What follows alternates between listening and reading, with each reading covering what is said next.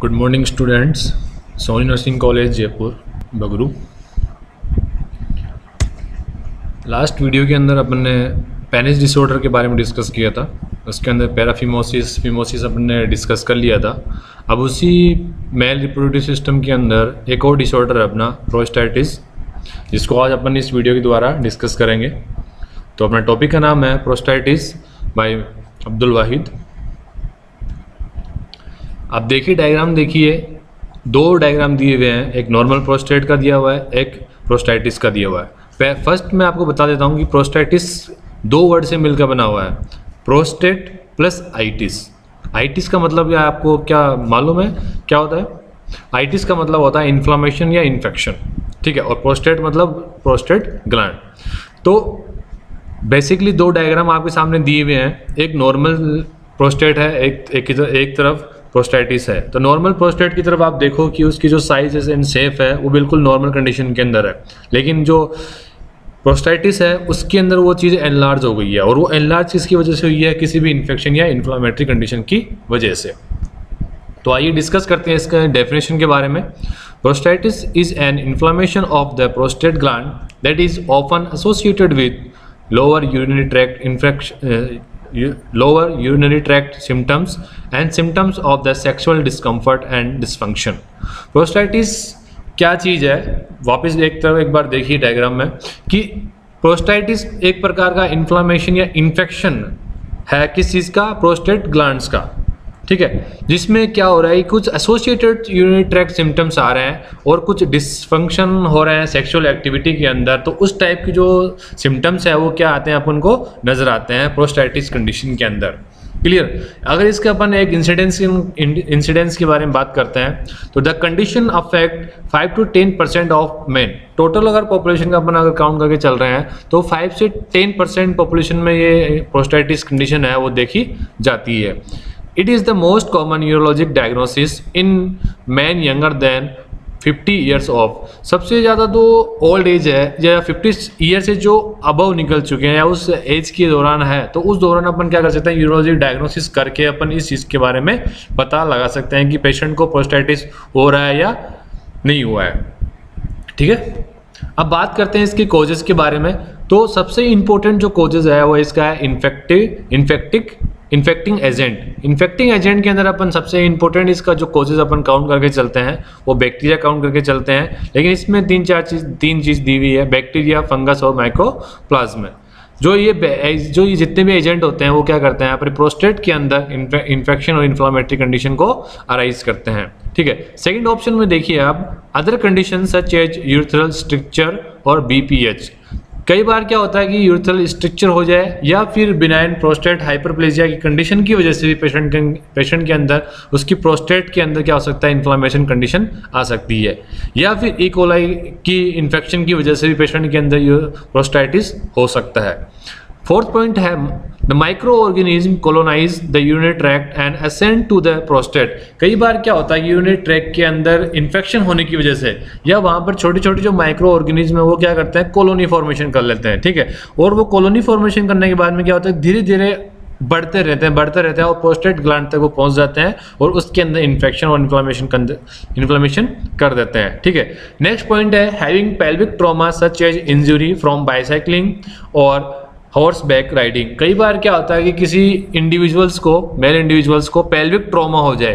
ये हो सकता है कि उसको बाइक साइकिलिंग करते वक्त या हॉर्स राइडिंग करते वक्त उसको पेल्विक एरिया के अंदर अगर ट्रॉमा हो रहा है तो उसकी वजह से भी पेशेंट के अंदर प्रोस्टेटिस हो सकता है या उसका रीजन हो सकता है। अब बात करते हैं अपन कि there are 4 different types of prostatitis. कि प्रोस्टेटिस के कुछ अलग अलग टाइप्स है, उसको अपन ने डिवाइड करके रखा है। तो डायग्राम में देखिए आप, फर्स्ट कैटेगरी है, सेकंड इसका पेन है, थर्ड इसका कौन सा एजेंट इसके अंदर बैक्टीरिया प्रेजेंट है या नहीं है, फोर्थ नंबर पे है इसमें WBC प्रेजेंट है या नहीं है, और फिफ्थ में उसका दिया हुआ है कि कौन सी टाइप का प्रोस्टेटिस वो है। तो कैटेगरी फर्स्ट के अंदर अपन देखते हैं, अगर किसी भी पेशेंट को पेन हो रहा हो, ठीक है, पेन प्रेजेंट है तो और बैक्टीरिया की भी उसके अंदर ग्रोथ हो रही है और उस कल्चर के अंदर WBC भी अगर प्रेजेंट है तो उस टाइप की प्रोस्टेटिस ओपन को क्या बोलते हैं, बैक्टीरिया प्रोस्टेटिस बोलते हैं, क्योंकि यहाँ पर उस कल्चर के अंदर बैक्टीरिया प्रेजेंट है। सेकंड टाइप की कैटेगरी के अंदर क्या हो रहा है कि प्लस माइनस, कि यहाँ पर कभी पेन हो रहा है कभी नहीं हो रहा है, लेकिन बैक्टीरिया की यहाँ पर प्रेजेंस है और WBC भी क्या हो रही है यहाँ पर आपको शो हो रही है। तो उस टाइप के अपन को क्या बोल सकते हैं, उसको क्रोनिक बैक्टीरियल प्रोस्टाइटिस हो रहा है, कि लंबे समय तक उस पेशेंट के अंदर प्रोस्टाइटिस की प्रॉब्लम है, कभी उसको पेन हो रहा है कभी नहीं हो रहा है, लेकिन अगर उसका कल्चर करवाएंगे तो आपको उसमें बैक्टीरिया की प्रेजेंस मिलेगी, साथ साथ में उसमें WBC का काउंट भी आपको बढ़ा हुआ मिलेगा। थर्ड टाइप में देखिए, थर्ड कैटेगरी है उसके अंदर दो डिवीजन दिए हुए हैं, ए और बी। ए डिवीजन के अंदर देखिए कि पेशेंट को पेन हो रहा है लेकिन बैक्टीरिया की यहाँ पर कोई प्रेजेंस नहीं है, लेकिन WBC की यहाँ पर प्रेजेंस हो रही है। तो क्या हो रहा है कि इन्फ्लामेटरी क्रोनिक प्रोस्टाइटिस, यहाँ पर अब्सेंस ऑफ बैक्टीरिया है लेकिन WBC का काउंट बढ़ रहा है। तो अपन वहां पर क्या काउंट कर रहे हैं उसके कि पेशेंट के अंदर इन्फ्लामेटरी कंडीशन हो रही है और लंबे समय तक वो चलती आ रही है। ठीक है, क्रोनिक पेल्विक पेन सिंड्रोम भी उसमें काउंट कर सकते हैं कि पेल्विक ट्रॉमा की वजह से भी ये चीज में पेशेंट को इन्फ्लामेटरी कंडीशन हो गई हो, बट अब्सेंस ऑफ बैक्टीरिया। तीसरी कैटेगरी या बी देखिए आप, उसके अंदर पेशेंट को पेन नजर आ रहा है लेकिन बैक्टीरिया की एब्सेंस है और WBC काउंट भी वहां पर नहीं है। तो WBC काउंट नहीं है, बैक्टीरिया नहीं है, तो बैक्टीरियल एजेंट भी नहीं हो सकता क्योंकि यहाँ पर बैक्टीरिया की क्या है, यहाँ पर एब्सेंस है। WBC वहां पर WBC का काउंट भी वहां पर लो है, तो यहाँ पर इन्फ्लामेटरी कंडीशन भी अपन को देखने को नहीं मिल रही है। तो बचा क्या, नॉन इन्फ्लामेटरी क्रोनिक प्रोस्टाइटिस, कि जिसके अंदर सिर्फ और सिर्फ पेन हो रहा है, कोई बैक्टीरिया नहीं प्रेजेंट है, कोई WBC का काउंट वहां पर नहीं बढ़ रहा है। ठीक है, नेक्स्ट अगर फोर्थ नंबर की बात करते हैं तो उसके अंदर कोई भी प्रकार का पेन नहीं हो रहा पेशेंट को, कोई बैक्टीरिया की प्रेजेंस नहीं है, सिर्फ और सिर्फ WBC का काउंट बढ़ रहा है। तो यहाँ पर क्या हो रहा है कि अपन बैक्टीरियल प्रोस्टाइटिस को बोल नहीं सकते, पेशेंट को कुछ पेन भी फीलिंग नहीं हो रहा बट उसको इन्फ्लामेटरी कंडीशन है। तो एसिम्टोमेटिक इन्फ्लामेटरी या एसिम्टोमेटिक इन्फ्लामेशन प्रोस्टाइटिस, उसके अंदर अपन क्या करेंगे, उसको काउंट करेंगे। तो मेनली इसके 4 डिवीजन दिए हैं, बैक्टीरिया प्रोस्टाइटिस, क्रोनिक बैक्टीरियल प्रोस्टाइटिस और इन्फ्लामेशन क्रोनिक प्रोस्टाइटिस। जो 3 नंबर की जो कैटेगरी है उसके अंदर 2 डिवीजन दिए हुए हैं, और नॉन इन्फ्लामेशन क्रोनिक और एसिम्टोमेटिक इन्फ्लामेशन प्रोस्टाइटिस। अब अगर बात करते हैं इसके साइन एंड सिम्टम्स के कि पेशेंट के अंदर क्या क्या नजर आएंगे। सबसे पहले क्या होता है कि अगर आपकी बॉडी के अंदर इन्फेक्शन या इन्फ्लामेशन हो रहा है या कुछ भी इन्फेक्शन हो गया हो बैक्टीरिया की वजह से, सबसे पहले डिफेंस करता है, बॉडी सिस्टम डिफेंस करता है। तो क्या होता है कि बॉडी का नॉर्मल टेम्परेचर क्या होता है, वहां से बढ़ना स्टार्ट होता है। तो पेशेंट के अंदर फर्स्ट जो साइन एंड सिम्टम्स आएगा वो आएगा उसका फीवर। उसके बाद में पेशेंट को डिसयूरिया, आपको डिसयूरिया नजर आएगा कि पेशेंट को डिफिकल्टी हो रही है, यूरिन में प्रॉब्लम आ रही है उसको, तो वो चीज में डिसयूरिया आएगा। नेक्स्ट में आएगा उसको पेरिनियल प्रोस्टाइटिस, पेन होगा उसके जो पेरिनियल एरिया, लोअर एरिया के अंदर उसको क्या होगा, थोड़ा पेन होने लगेगा। नेक्स्ट पॉइंट है several lower urinary tract symptoms, कुछ अलग अलग यूरिनरी ट्रैक्ट इन्फेक्शन, आप जो इन्फेक्शन होने की वजह से सिम्टम्स है वो आपको नजर आएंगे कि पेशेंट की जो फ्रीक्वेंसी है वो ज़्यादा हो जाएगी, पेशेंट को बार बार में अर्जेंसी होगा कि उसको यूरिन वॉइड करने जाना है, और नॉक्चूरिया, उसको बेड वेटिंग भी हो सकता है। अगर अपन इसके और सिम्टम्स के बारे में बात करें, साइन सिम्टम्स के बारे में बात करें, तो देखिए फर्स्ट पॉइंट है उसका नेक्स्ट में डिफिकल्टी यूरिनेटिंग। क्यों इसमें क्या होता है कि जैसे जैसे प्रोस्टेट ग्लैंड का जो साइज है वो एनलार्जमेंट होता रहता है, तो वो क्या करता है, अपनी जो यूरिथ्रल जो ट्यूब है जहाँ से आप यूरिन पास आउट करते हैं, जो आपका एरिया होता है पास आउट का, वो उसको क्या करता है, कंप्रेस करता है, और उसकी वजह से आपको यूरिनेशन में प्रॉब्लम आएगी। क्योंकि प्रोस्टेट ग्लैंड का साइज है धीरे धीरे इन्फेक्शन इन्फ्लेमेटरी कंडीशन की वजह से धीरे धीरे बढ़ रहा है, तो वो यूरिनरी जो सिस्टम है उसको क्या करता है, वहाँ ट्रैक को सप्रेस करता है, जिसकी वजह से आपको यूरिनेशन में डिफिकल्टी होती है। पेन और बर्निंग ड्यूरिंग यूरिनेशन, जब भी आप यूरिनेशन करने जाते हो या यूरिन पास आउट करते हो, आप उस दौरान आपको पेन भी फील होगा और आपको जलन भी वहाँ पर महसूस होगी। उसके बाद में चिल्स एंड फीवर, आपको थोड़ा सर्दी, थोड़ा हल्का फुल्का चिल्स जैसी फीलिंग्स भी आ सकती है, और पेशेंट को कंटिन्यू फीवर भी रह सकता है।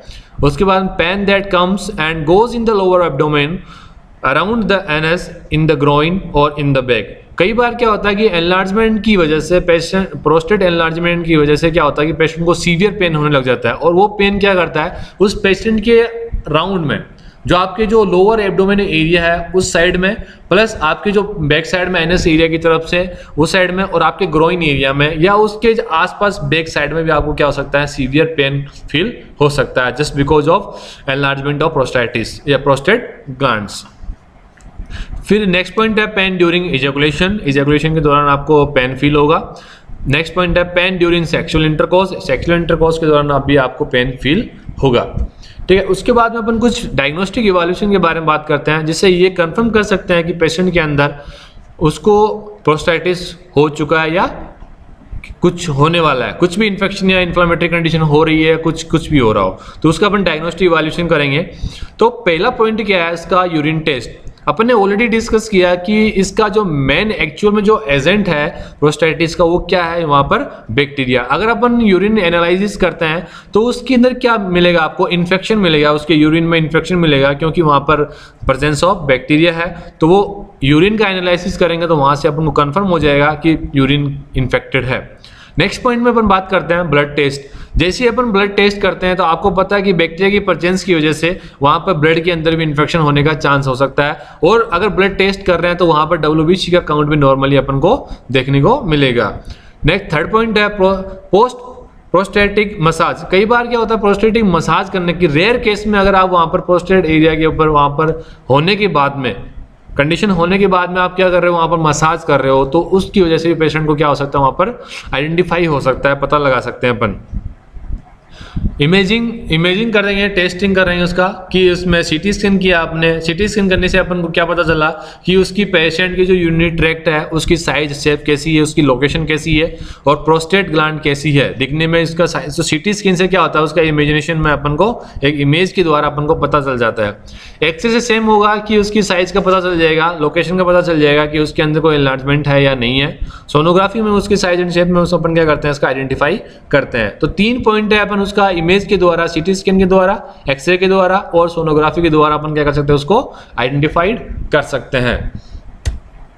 नेक्स्ट बात करते हैं अपन मैनेजमेंट की। बेसिकली मैनेजमेंट अपन इसका एक मेडिकल मैनेजमेंट करेंगे। तो पहला पॉइंट अपना आता है एंटीबायोटिक। एंटीबायोटिक क्या ड्रग्स है कि वो बैक्टीरिया को, ऐसा एजेंट जो बैक्टीरिया को किल करे, तो वो वाली जो ड्रग्स है वो एंटीबायोटिक के अंदर अपन इंक्लूड करते हैं। तो इसका एग्जांपल में देखिए आप, सिप्रोफ्लॉक्सासिन। नेक्स्ट पॉइंट है एंटी इन्फ्लामेटरी एजेंट में be used. Anti inflammatory agent वो एजेंट होता है जो इन्फ्लामेटरी कंडीशन को क्या करता है, रिड्यूस करता है। नेक्स्ट है alpha adrenergic blocker therapy may be prescribe to promote bladder and prostate relaxation like tamsulosin. कई बार क्या होता है कि जो प्रोस्टेट ग्लैंड की या प्रोस्टेटिस की वजह से उस पेशेंट की ब्लैडर के अंदर या उस प्रोस्टेट ग्लैंड के अंदर क्या होता है, स्ट्रेस वाली कंडीशन आ जाती है, बिल्कुल हार्डनेस कंडीशन हो जाती है या उनको सप्रेस कर देता है। तो कई बार अपन क्या करते हैं, alpha adrenergic blocker therapy patient को प्रिस्क्राइब करते हैं ताकि वो उस ब्लैडर को प्रमोट करे और प्रोस्टेट को बिल्कुल रिलैक्सेशन करे, रिलैक्स कर दे। और उसके लिए अपन क्या करते हैं, टेंसुलोसिन अपन ड्रग्स है वो अपन क्या करते हैं, इसमें यूज करते हैं। कई बार क्या करते हैं मेडिकल मैनेजमेंट के लिए, अगर इन्फ्लेमेटरी इन्फेक्शन हो रहा है पेशेंट को, तो अपन उस पेशेंट को क्या करते हैं, सिट्स बाथ भी प्रोवाइड करते हैं। और उस पेशेंट को कॉन्स्टिपेशन की कोई शिकायत नहीं हो, उसके लिए अपन क्या करते हैं, उसको स्टूल सॉफ्टनर भी क्या करते हैं, उसको प्रोवाइड करें ताकि वो आसानी से स्टूल पास कर सके। अगर ये कंडीशन, अगर इसका अपन ट्रीटमेंट नहीं कर रहे हैं और ये कंडीशन बढ़ती गई तो क्या हो सकता है कि पेशेंट के अंदर कॉम्प्लिकेशन भी हो सकता है। तो उस दौरान अपन कुछ प्रोस्टेटिस अगर हो रहा है तो उसके कुछ कॉम्प्लिकेशन है जो अपन 1 बाय 1 देखते हैं। पहला पॉइंट है bacterial infection of the blood. अगर लंबे समय तक बैक्टीरियल इन्फेक्शन रहा तो वहां पर ब्लड में इन्फेक्शन होने का चांस हो सकता है और वो कंडीशन बैक्टीरियमिया कहलाएगी। नेक्स्ट पॉइंट है inflammation of the coil tube attached to the back of the testis. Testis होता है, उसके बैक साइड में क्या होती है, कॉइल ट्यूब रहती है, जिसको अपन एपिडिमाइटिस के नाम से जानते हैं। एक ऐसी ट्यूब होती है जो क्या करती है, स्पर्म को क्या करती है, कैरी करती है, ठीक है। तो उसके अंदर भी क्या हो सकता है, इन्फ्लामेटरी कंडीशन हो सकती है। थर्ड पॉइंट है पस field cavity in the prostate. लंबे समय तक अगर इन्फेक्शन है, इन्फ्लामेटरी कंडीशन है, तो वहां पर क्या हो रहा है कि पस फॉर्मेशन भी हो सकता है और इसकी वजह से पेशेंट के उस प्रोस्टेट ग्लैंड के अंदर प्रोस्टेटिक एब्सिस भी हो सकता है। नेक्स्ट पॉइंट है सीमन एबनॉर्मलिटीज एंड इनफर्टिलिटी। कई बार क्या हो जाता है कि जैसे आपने अपना जो सेकंड पॉइंट पढ़ा एपिडेमाइटाइटिस। इसमें अगर ये चीज़ लंबे समय तक रहेगी तो क्या होगा कि इस चीज़ में इन्फ्लेमेटरी रेगुलर होने की वजह से इस जो सीमन है उसकी अबनॉर्मलिटी के अंदर चेंजेस आ सकता है, और साथ साथ में अगर प्रोस्टेट ग्लैंड के अंदर लंबे समय तक अगर इन्फेक्शन इन्फ्लेमेशन हो रहा है तो स्पर्म के प्रोडक्शन के अंदर भी प्रॉब्लम आ सकती है। उसके अंदर अबनॉर्मलिटी, उसके अंदर साइज एंड शेप के अंदर जो भी उसका नॉर्मल वैल्यू रहता है उसके अंदर भी क्या हो सकता है, चेंजमेंट आ सकता है, और पेशेंट को इनफर्टिलिटी वाली कंडीशन भी हो सकती है अगर लंबे समय तक अगर पेशेंट के अंदर क्रॉनिक प्रोस्टेटिस अगर लंबे समय तक अगर बना रहेगा तो। ठीक है, कुछ नर्सिंग मैनेजमेंट के कुछ पॉइंट के बारे में डिस्कस करते हैं। एडमिनिस्ट्रेशन ऑफ प्रिस्क्राइब्ड एंटीबायोटिक, जो भी अपन को एंटीबायोटिक प्रिस्क्राइब की गई है उसको अपन क्या करते हैं, वहाँ पर उसको प्रोवाइड करते हैं। पेशेंट को हमेशा कंफर्ट रखेंगे, और अगर किसी प्रकार का पेशेंट को दर्द हो रहा है तो उसको एनाल्जेसिक प्रोवाइड करेंगे, और साथ साथ में पेशेंट को क्या करते हैं, सिज बात भी अपन उसको प्रोवाइड करते हैं ताकि उसको पेनियल एरिया पर किसी प्रकार की कोई भी इरिटेशन हो या इन्फ्लेमेटरी कंडीशन इन्फेक्शन हो तो उसको भी अपन क्या करते हैं, उसको थोड़ा रिकवर करते हैं।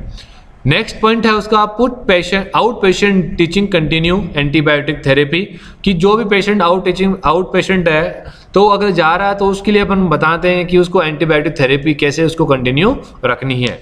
नेक्स्ट पॉइंट है recognising recurrent sign and symptoms of prostatitis, और पता लगाते हैं कि अब प्रोस्टेटिस की वजह से कौन सा रिकरिंग जो साइन सिम्टम्स है वो आएगा, उस चीज़ को अपन को क्या करते हैं, आइडेंटिफाई करते हैं।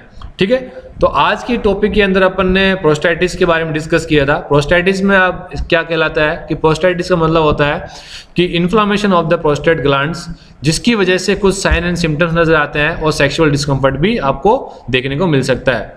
मेनली जो कोज होता है वो इसका बैक्टीरिया होता है, इन्फेक्टिव एजेंट है वो बैक्टीरिया होता है, लेकिन कई कंडीशन में इसको इकोलाई माइक्रो ऑर्गेनिज्म की कॉलोनी की वजह से भी हो सकता है और पेल्विक ट्रॉमा की वजह से भी हो सकता है। बेसिकली इसको अपन 4 कैटेगरी के अंदर डिवाइड किया गया है। फर्स्ट कैटेगरी के अंदर अपन बैक्टीरिया प्रोस्टेटिस है, सेकंड कैटेगरी के अंदर क्रॉनिक बैक्टीरियल प्रोस्टेटिस है, और जो तीसरे नंबर की जो कैटेगरी है उसको अपन ने 2 पार्ट में डिवाइड किया है।